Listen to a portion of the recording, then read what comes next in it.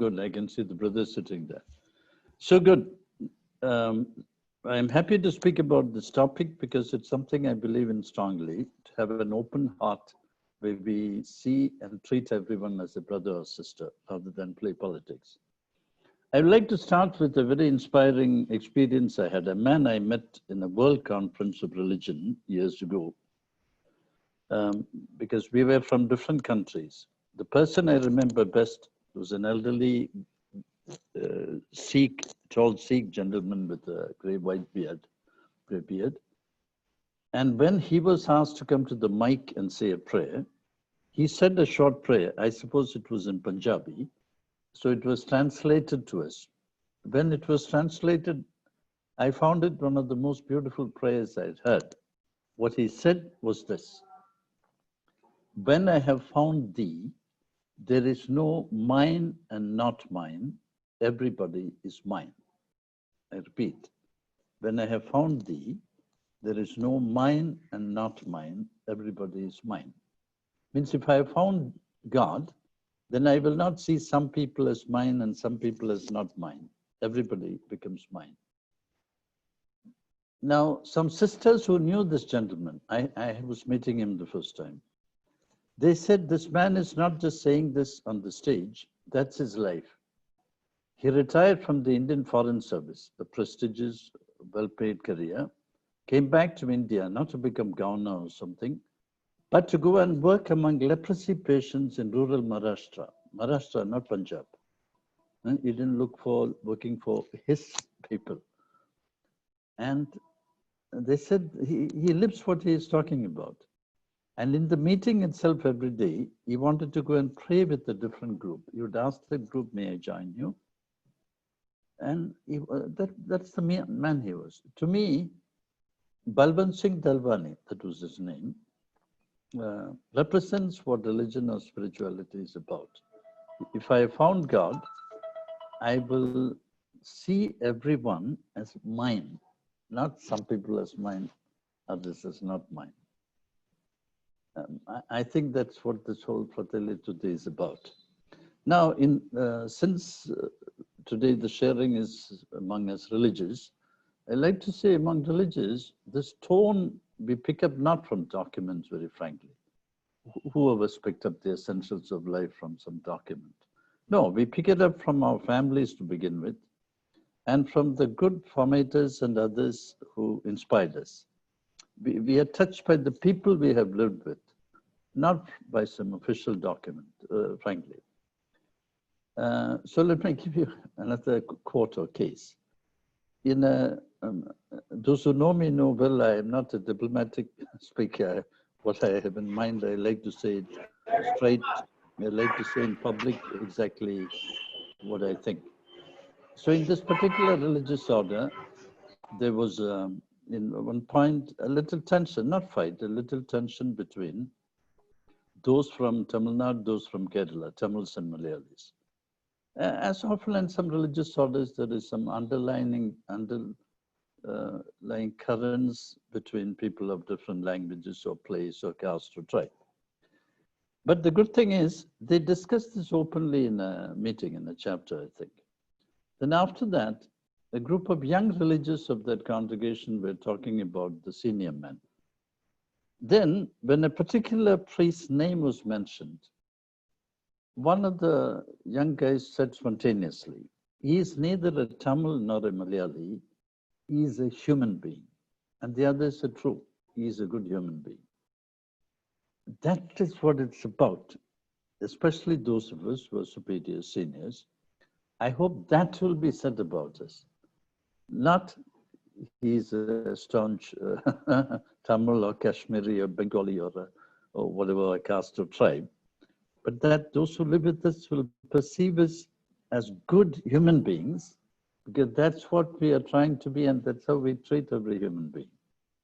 Now, my third point is, but the problem exists. Brother Paul Dutch, whom I know well, we are friends for years. I guided his doctoral thesis on multiculturalism. In fact, it's the biggest study we have in the church in India on multiculturalism, Paul Dutch's doctorate. With a large sample, he's a good research scholar. I know he did a good job. with over 600 responses, very detailed responses coming in. And we found there were three main findings in the doctoral thesis. One, that a number of religions were unwilling to live in community with others. By others, this search was done in several dioceses of Tamil Nadu. The others in that context meant those from a different language group or caste. Second, but we found also they had happy, good memories of multicultural communities. Not that people were suffering because they came from different backgrounds. And third finding is they all said, but this is against the Gospels and we should not give in to this. In fact, some even suggested that at the profession we should make a vow not to give in to this kind of divisive tendencies. See, all of us are influenced by our setting, family, cultures we come from, influenced. But whether it defines us is a choice we make. A map I saw 2 days ago, someone who goes back to analyze the physical structure of Indian villages. They showed the map. This was a village outside Dharwar in Karnataka. And you can see clearly where each caste group has the house. The best part of the village, most fertile land, belonged to the upper caste. Then there was one area where the Brahmins lived. And the outer areas, had the houses of the so-called lower caste of the elites. So this is a sad reality of the Indian situation, that a person grows up often in settings where people are discriminated and influenced to see the other as not our own. Now, whether we join religious life and perpetuate those, whether we become a part of the problem or part of the solution is up to us. Whether we take the gospel seriously or the gospel is just something we hear in church, but that our real concerns something else. No. So the problem is there and we need to face it. For example, if instead of India, we had been born in the US, there the issue would be racism. For white doesn't mean fair in Indian sense. White means those of European ancestry, black means those of African ancestry. To see all as one and not be a racist is a challenge of faith. So there's a challenge of faith, whatever our situation. If the faith doesn't challenge us and make us better people, it's no use, I'm saying. Because religion is a powerful force. It can be used to teach people to love or to hate, to bring people together or to divide. So this challenge, the problem exists. And if it's a religious community, I firmly believe the tone is set by superiors and seniors, not by the juniors or students. The formees observe as superiors and formators and pick up not what we tell them in the conference, but how they see us living, how they see us relating, how they see us speaking about people. So maybe be a part of the solution, not of the problem. My fourth point is a reference to the person of the present Pope. Person of the present Pope. See, the Washington Post, which is a huge secular newspaper, by no means a religious publication, they said about this Pope, we like to listen to this Pope because he speaks like Jesus, talks like Jesus, and is like Jesus. The secular media have got very high regard for him because they see him doing what Jesus did. But listen till less about it. Hello, sister, whatever you're saying is audible. So in his pontificate, when he was selected already, another cardinal up front told him, don't forget the poor. And he has not. See, this Pope, he learned much from, see, he was a Jesuit provincial, he made some controversial decisions. So the province was polarized, several didn't like him. Then he goes to live in a slum among the poor. That really changed him. This living among the poor, using public transport, visiting the homes of the sick, that really transformed him. And he took over as Pope with a clear vision of the church not as a big organization making documents, but as what he called like an emergency field hospital near a battlefield. Means if you're a hospital near a battlefield, wounded people are coming in. You don't have time to discuss theories and big ideas, but immediately to pick them up and heal them is the emergency. That's how he sees the role of the church. There are so many wounded people in the world, and by church we mean an agency, a field hospital eager to reach out, pick them up and heal. Healing is our main role, not spreading pious theories. And for this, then what is the role of the religious beyond this? By the way, I don't much like the word consecrated because everyone is consecrated. My father and mother are, because baptism is the consecration. Religious life is not about baptism. It's baptism that consecrates. So every baptized person is consecrated, not just a small group like us. What distinguishes us is a particular choice within this called the syllabus. Not that we are consecrated, others are not. That's by the way. He sees the role of religious as people living the gospel joyfully, so that seeing us, the others can know that the gospels can be lived joyfully and in a convincing way. The year of consecrated life, he stressed this. And in talk to superiors and formators, he would come back to practical things. For example, several times, talk against gossip. That is, a person's reputation is a sacred thing. We cannot violate it through gossip. Or he said in formation, we should train the heart. Otherwise, we'll prepare little monsters who will then be in charge of the people. A whole vision of the church and taking up the concerns of the world. He said an economy that should be about the good of people and not for profit, centered around human beings and not around profit. Therefore, he said, there are many rich people, including within the church, who don't like this Pope because he proposes a poor church on the side of the poor, not on the side of capital. The talk for migrants, asking Europeans to open their hearts and countries to the migrants. After all, Europeans went as migrants to other part of the world. The Pope himself is son of a migrant family, means they came from Italy, went to Argentina. So if they can migrate like that, why can't others come into Europe or North America? So the whole issue of migrants. And the one document after the other in this line, and one of his first visits was to island of Lampedusa. That's where African refugees paying money to agents brought in ships, several die at sea. Then they reached this island near Europe, Lampedusa. Now, the care for the earth is crucial, Laudato Si. And now this recent one, not that our priority in the church, not worry about liturgical rules and rest and who is above whom and who is bishop and priest. No, no. He said the urgent issue is to help the human race to live, see, and treat each other as brothers and sisters. And in fact, he quotes his meeting with that imam in line with St. Francis, who at the time of bitter enmity and war between Muslims and Christians, he crosses the line and takes this very dangerous step of walking across to the Sultan. Man, that's the kind of man St. Francis was.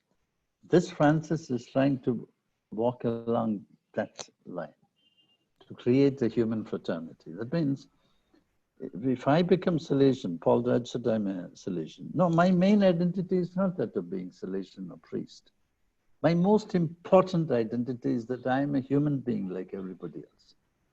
As a human being, I am a child of God. That is my greatest dignity, not that of being Salesian or priest or whatever job I hold. And that same dignity, my cook, my driver, my neighbor, the shopkeeper, everybody has got. That matters. If we take our main identity seriously as human beings, then we will treat and see the other as a human being. That's what this Pope, care for the earth, care for the poorest, and to see all human beings as our brothers and sisters. It would be very sad if the religious and priests, instead of promoting this with our long prayers and retreats and all this other stuff, if we become agents of division.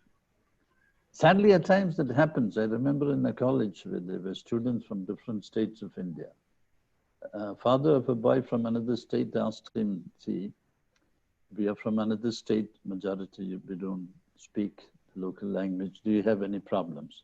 And that boy said, we boys have no problems. We get along well. It's the fathers who have a problem. That means they saw the boys form friendships quickly. The staff who are very conscious of who is from where and which group and which caste. And that's sad. Now, the fifth point I come to the encyclical itself.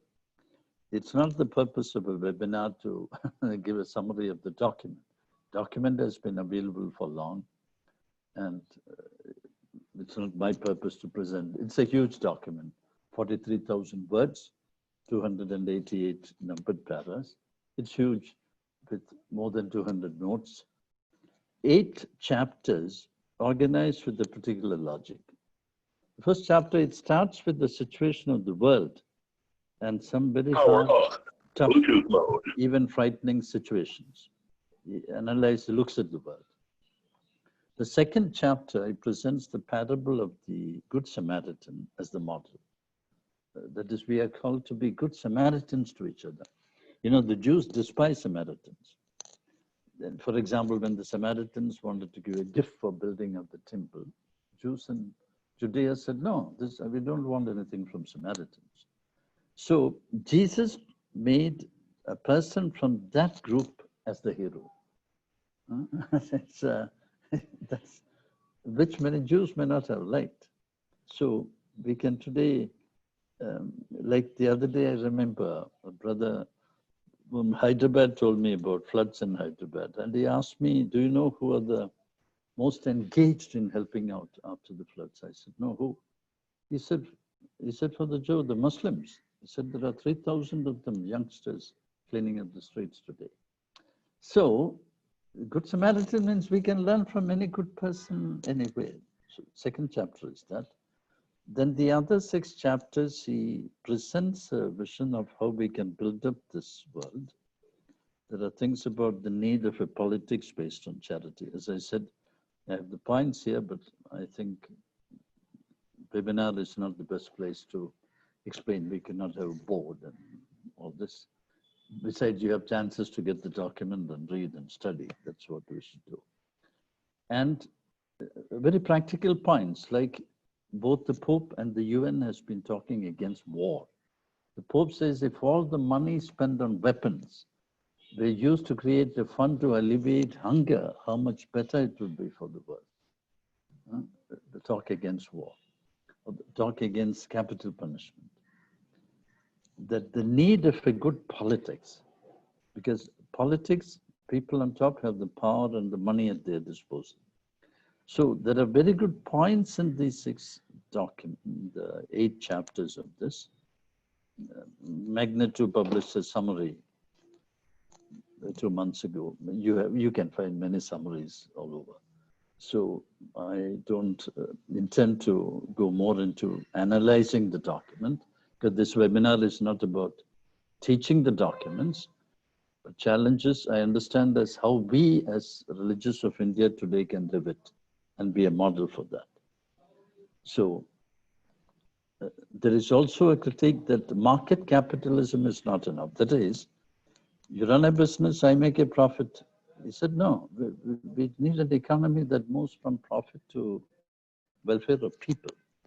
So that was the first point. It's a document we should study. And it's a document we can discuss with our teachers of other religions, etc. Because the whole thing is, it's a Catholic Church now that's coming forward, not to propose our own rights and needs, but to bring the whole of humanity together. For example, in India, in politics right now, it's a politics of division. So the Pope is proposing a very different vision, how to bring people of all religions. And in one chapter, there is how religions can and should come forward to bring people together. Because religions have been, and sadly, can be and have been used as agents of division, not always as agents of unity. That's a sad fact. So there's much material in this 43,000 word document. My sixth point is, since about challenges and proposals, I like practical examples. I learn more from examples than from theory. I like to give a few examples of how we can overcome cultural or other narrowness and see ourselves and others as true human beings, as this document is teaching. Here's one example. Years ago, when I was in a train in Andhra Pradesh, I happened to be sitting next to a young European. We got chatting. When he found I was a priest, he told me, Reverend, I'm a Christian. I forgot which church he belonged to.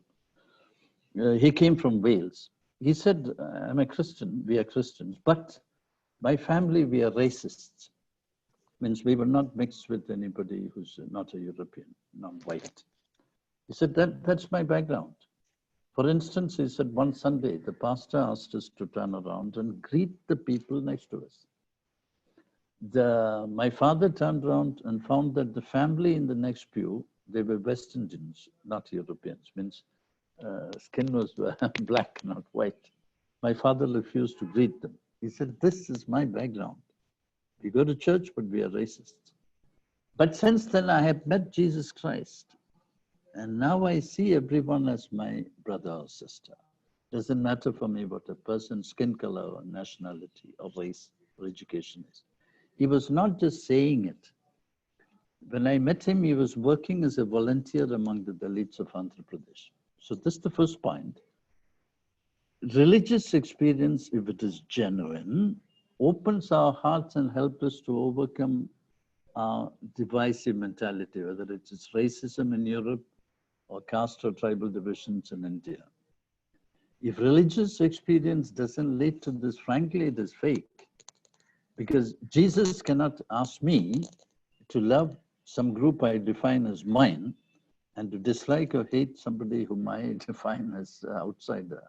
That's not what Jesus taught. My second practical suggestion for this is, if through friendship lived out in community, if a religious community lives what it's supposed to be, people overcome their narrowness. But if superiors and formators are themselves caste-based or tribe-based or language-based or ritualistic, then they will poison the minds of the young. Since I prefer blunt talk here as another example. I was 18 years on the staff of Purnamali Seminary. We had students, majority from Tamil Nadu, then some from Andhra, small group from Kerala, and for some time there were several from Northeast. So a mix. So 1 year, as we know very well, both in Tamil Nadu and Andhra, the caste divisions are strong, also within the church. One day the deacons from Andhra Pradesh, when they were leaving the seminary, they met his staff and they told us this beautiful thing. Because of what we have lived and seen in the seminary, when we go back to our dioceses, for all celebrations, we'll invite all, not just those of our caste. Because living in the seminary, we have seen that this is the way to live, because you all don't discriminate. That's how a seminary should be. But there are also seminaries, formation houses, where the formators poison the minds of the young on the lines of caste or right or language or whatever. So the responsibility is with the seniors, with superiors, with formators. That's my second thing. If I experience friendship, loving community that is genuine, I overcome that. I've also seen the opposite example. So the first one is like the Welsh young man. If religious experience is genuine, you overcome cultural narratives. Second is, if you have a lived experience, whether of individual friendship or of community, that is true openness, we overcome the poison. My third suggestion is, if we suffer for a cause, if we believe in an ideal, suffer for a cause, that means we believe in it strongly. Nelson Mandela is a great example. You and I have not gone through suffering of that kind by any stretch of imagination. Imagine a cultured, well-educated lawyer who is arrested when he is young, imprisoned, tortured, kept in isolation, comes out of jail as an old man. That means his whole life is ruined. Then his party comes to power. the white minority that had oppressed the blacks feared that there would be a bloodbath if the African majority came to power. Because the white minority has done terrible things against the blacks. You know, killing, brutalization, torture. Nelson Mandela said, we should form a rainbow nation. That is, we are not here to form a black nation against the white. Rainbow means people of any color should feel at home. And about his own personal journey, he said, if I do not forgive, I will still be in prison. What a great man. And if I don't forgive, I am still in prison. Means, if I keep hatred in my heart, I am still in prison. What a wonderful human being.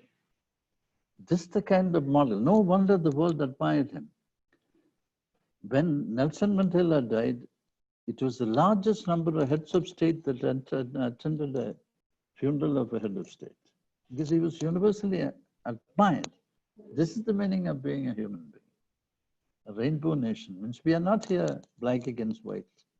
We need a rainbow nation. And his own inner journey that if I hate, I'm still in prison. What a wonderful human being. My fourth suggestion is, if we live honestly, lovingly among the poor, we get converted. That's how Jorge Bergoglio changed. He lived among the poor, traveled by public transport. He was close to the poor. This experience changes him. I am non-religious who, I'm thinking of one particular sister just now, who was principal of a good college in Chennai. Then she asked the superiors, she said, I want to send me to work among the poorest. Now she is working in a very, very poor country, far away, among the very poor. She said, Father, I'm very happy. This is what I always wanted. See, divisions come not because we come from different places or backgrounds. We don't have a choice. None of us chose which country or part of the world or race we will be born into or who our parents are. That's an accident. But we do have a choice whether we let that define us and make our heart narrow. That choice we have. So this thing is, Jorge Bergoglio makes this choice.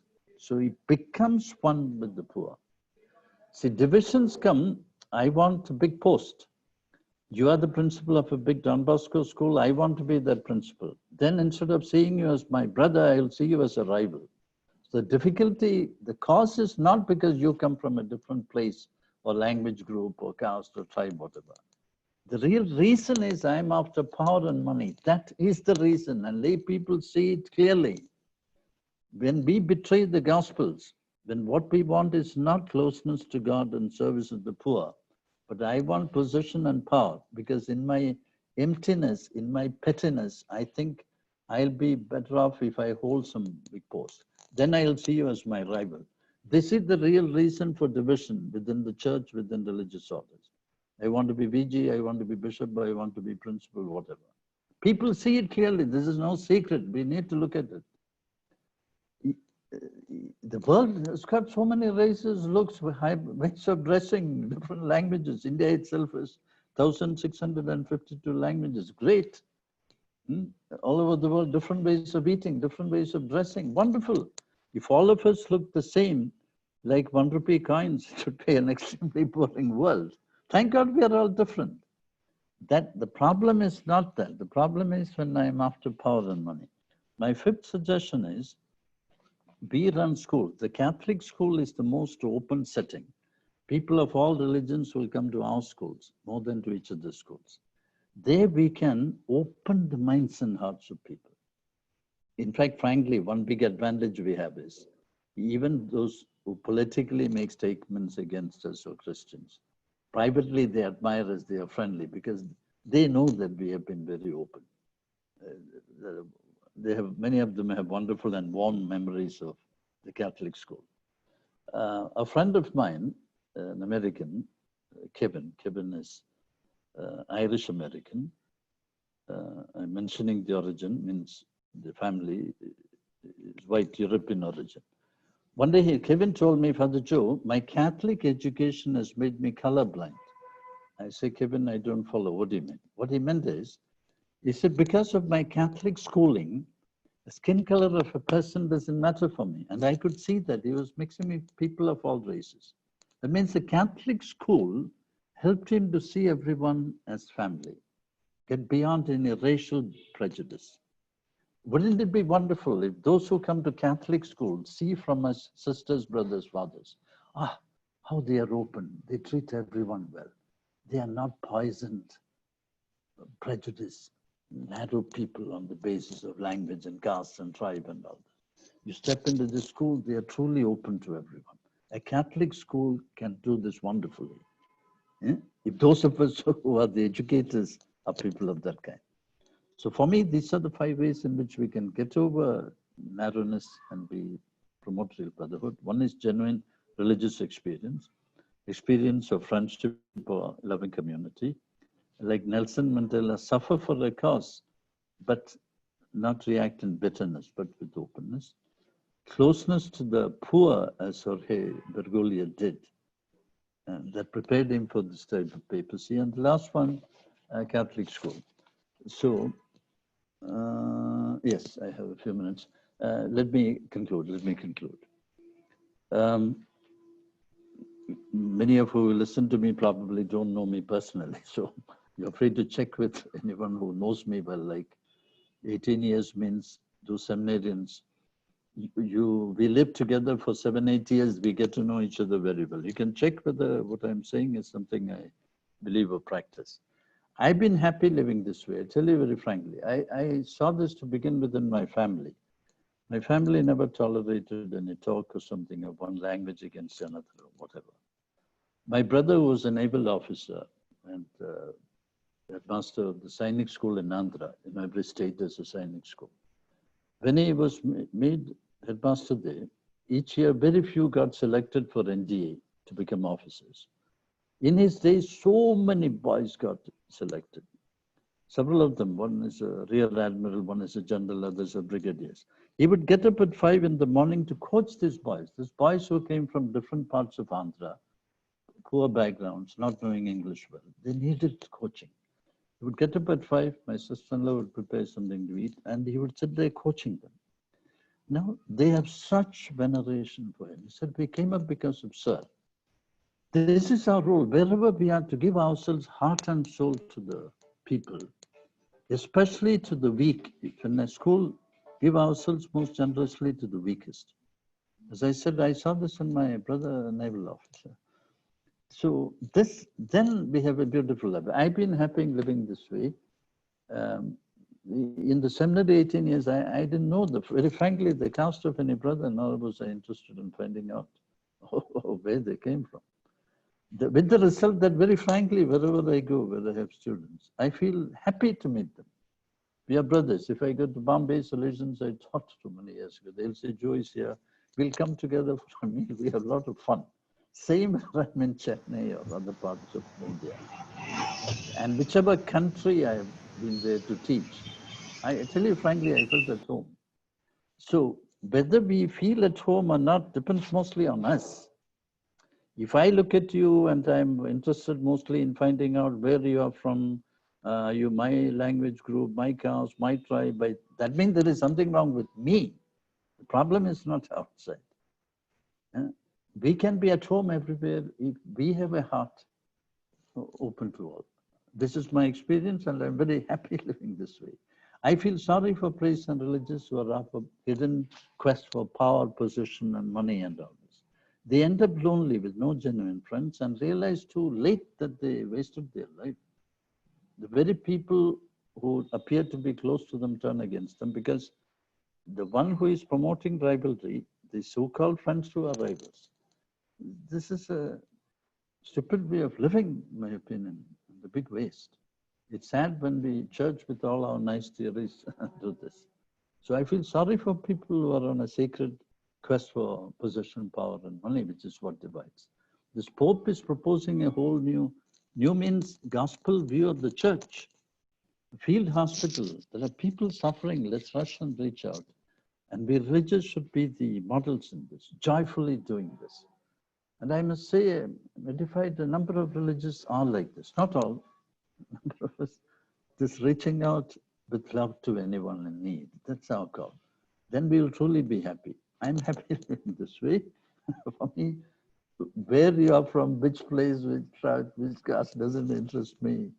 Uh, if you and I, if you are a genuine human being, I'm interested in your friendship. I've lived that way and I'm very happy living this way. And whether that's how I live, you can check out with anyone who knows me personally. So this is what I like to wish you. Not just to read a document and discuss theories. There are a lot of theories, 2000 years of nice theory we have. That's not the point. Like this Pope, to be a humble, good man, close to all. And people who live with this make out very soon whether we live theory or whether we are bluffing. They make out. As a formator for many years, I found it's not our conferences that have impact. Formies observers minutely.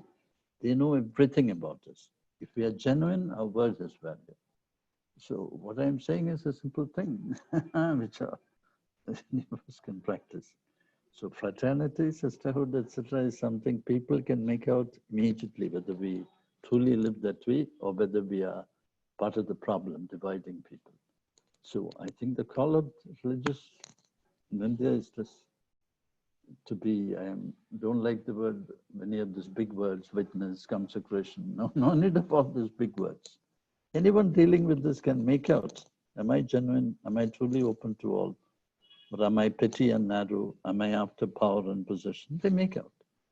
So maybe truly be people who promote fraternity, because that's what we want. And we see ourselves not as above some or below some, but truly as a brother and sister to all. If we are that, we are relevant.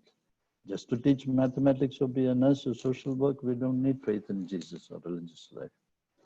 So maybe truly people who believe in Jesus, then we can say like that Sikh gentleman, Balwant Singh Dalwani, when I have found thee, there is no mine and not mine. Everybody is mine. So all the best. I finished. Okay, thank you, Father Joe. And I believe this is what we were expecting. Instead of presenting the encyclical, we wanted a very powerful and personal sharing from you as the National Secretary, how this encyclical could be applied in our practical situations. So thank you, Father Joe. Now, if you have any questions to pose, you can use the chat box. And those who are in the YouTube, you can type your questions. We have a few minutes. We will ask Father Joe to respond. And I think Father Joe has been very clear, very practical, very down to earth. Whenever people introduce Father Joe before any talk, they say Father Joe needs no introduction, and they give 15 minutes introduction. So today I gave just 2 minutes, and I said you can visit his website. So if you have any questions, please feel free to post in the chat box or in the YouTube. We have experts here who are following your questions. And also we open the floor to the religious who are here on site behind me. If you have any questions, you can also stand up and then say. We'll put it across to Father Joe.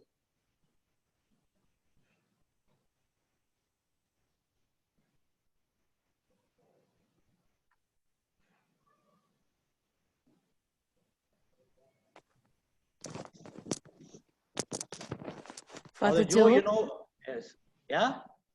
I am Sister Jacinta of Ursuline Franciscan Congregation. I really appreciate the practical level of sharing for the Reverend Father Joe Mannath, as I always read his articles in a New Leader as well as in Magnet. I do appreciate. One point I wanted to add is the religious who are seeking for power and possession, as you mentioned. Sometimes the power and possessions we don't like, but it was given from the above. And if you are being service-minded, what is your suggestion regarding it, or what do you say about it? In spite of that, accepting in a positive way, the religious people also can live the life happily, keeping the relationship. Sometimes it is very challenging with some, but still God gives us the grace and we attend to it. So this is what I want to add a little more to Father Joe Mannath's talk. Thank you.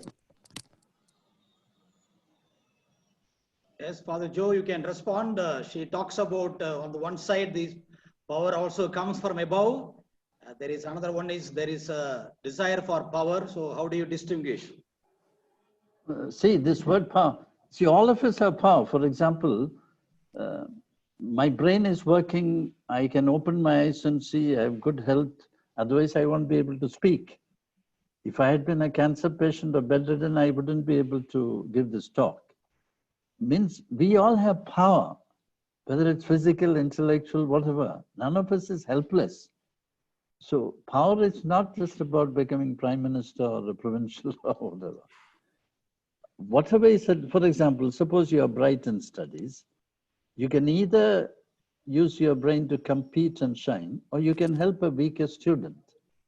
Means your intellectual ability is a power. Somebody who has more money is in a position either to show or to buy jewelry or to help a poorer family. All of us have. There is nobody who is powerless. So we use our gifts, which are God's gifts, either to reach out and help or to dominate.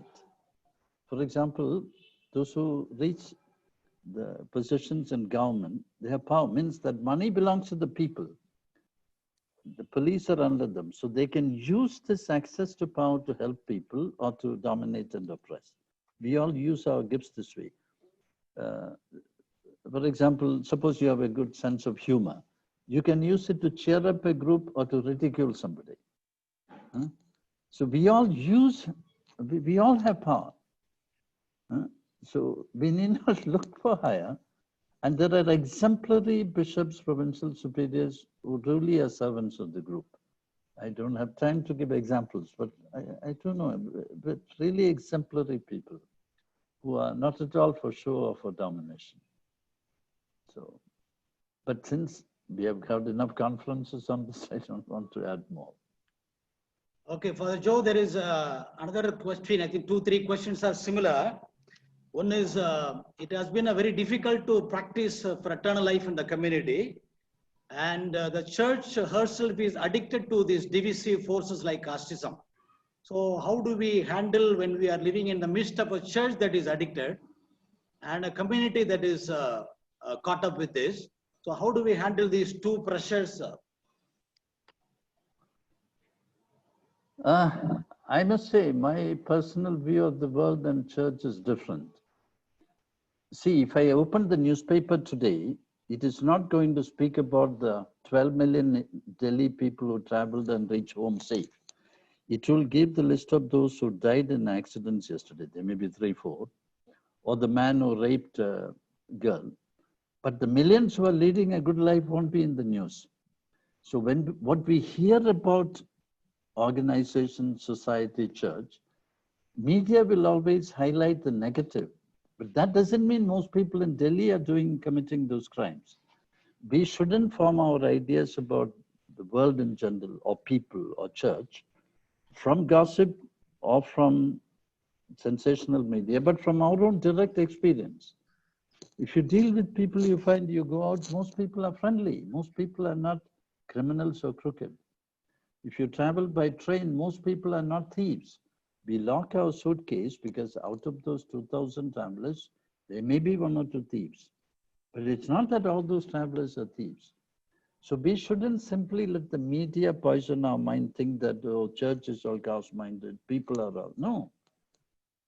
There are good, bad. Most people are insecure and struggling to come up with their families. Same in the church. My recent that August issue of Magnet shows, most religious, not crooked, most are mediocre. Mediocre.